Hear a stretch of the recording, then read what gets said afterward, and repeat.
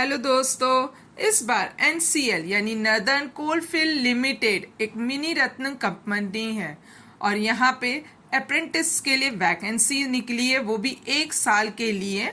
और कौन कौन अप्लाई कर सकते हैं वो है ग्रेजुएट, डिप्लोमा, ट्रेड और पैरामेडिकल वाले। आइए जानते हैं किसकी कितनी वैकेंसीज निकली है, टोटल वैकेंसीज और मंथली स्टाइपेंड क्या रहने वाला है। तो सबसे पहले हम बात करते हैं ग्रेजुएट अप्रेंटिस यानी बैचलर ऑफ इलेक्ट्रिकल इंजीनियरिंग, जहाँ पे 45 वैकेंसीज निकली है और मंथली स्टाइपेंड है 12,300।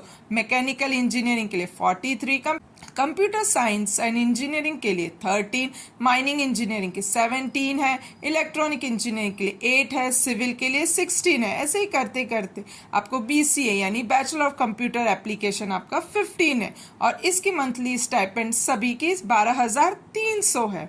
फिर हम लोग डिप्लोमा अप्रेंटिस की बात करते हैं, जहाँ पे डिप्लोमा इन माइनिंग इंजीनियरिंग के लिए 29 है। सबसे ज़्यादा यहाँ पे डिप्लोमा इन मैकेनिकल इंजीनियरिंग 67, उसके बाद इलेक्ट्रिकल इंजीनियरिंग डिप्लोमा में 72 है। लगभग इन सबकी स्टाइपेंड आपको 10,900 मिलने वाली है।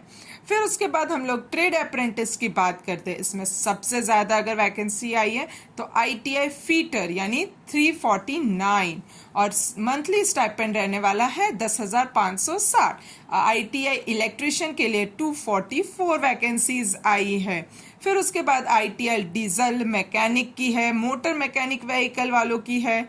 फिर उसके बाद हम लोग बात करते हैं पैरामेडिकल में फिजियोथेरेपी वाले की वैकेंसी 6 आई है और यहाँ पे मंथली स्टाइपेंड रहने वाला है 13,700। नर्सिंग के लिए 30 आई है, आयुर्वेदा के 3 आई है। ऐसे करते करते हमारे ECG टेक्नोलॉजी है, वहाँ पे 10 है। सबसे ज़्यादा अगर देखें तो जनरल नर्सिंग एंड मिडवाइफरी के लिए वैकेंसी आई है 60 और जिसका मंथली स्टाइपेंड होगा 12,700। ये जो टोटल वैकेंसीज जो हमने अभी ऊपर देखी वो किस तरीके से डिस्ट्रीब्यूट है, जैसे कि इलेक्ट्रिकल इंजीनियरिंग ग्रेजुएट की बात कर रही हूँ, उसमें टोटल 45 आई थी।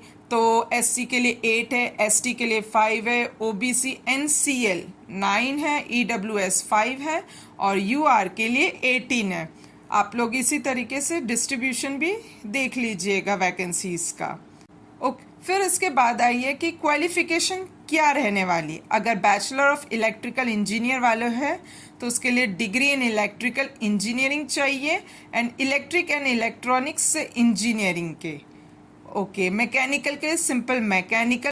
ITI इलेक्ट्रिशियन के लिए 10th की मार्कशीट, ITI सर्टिफिकेट आना चाहिए, इलेक्ट्रिशियन ट्रेड में होना चाहिए। फिर ITI फीटर है, सेम 10th की मार्कशीट चाहिए, ITI certificate in fitter trade चाहिए। वैसे ITI हो गया। अब बैचलर ऑफ अगर योगा देखें तो इसमें degree in yoga and registration certificate of respective state होना चाहिए। और फिजियोथेरेपी है, डिग्री बैचलर ऑफ फिजियोथेरेपी तो degree in physiotherapy and registration certificate of respective state की बात हो रही है। एलिजिबिलिटी क्राइटेरिया में अगर हम लोग देखते हैं तो एक तो इंडियन नेशनल मतलब नेशनलिटी इंडियन होनी चाहिए। दूसरा यहाँ पे लिखा गया है कि ये जो रिकॉग्नाइज्ड यूनिवर्सिटी है वो फंक्शनल और ऑपरेशनल एदर इन UP और MP states are eligible to apply, यानी UP और MP वालों के लिए है। ठीक है। फिर अगर हम एज क्राइटेरिया की बात करें तो मिनिमम 18 है, मैक्सिमम आपका 26 है। फिर रिलैक्सेशन, सभी को जैसा रिलैक्सेशन है सेम वैसे ही है जहाँ पे सब जगह अप्लाई होता है, यानी 5 ईयर के लिए SC ST के लिए है, 3 ईयर के लिए OBC NCL वालों के लिए है।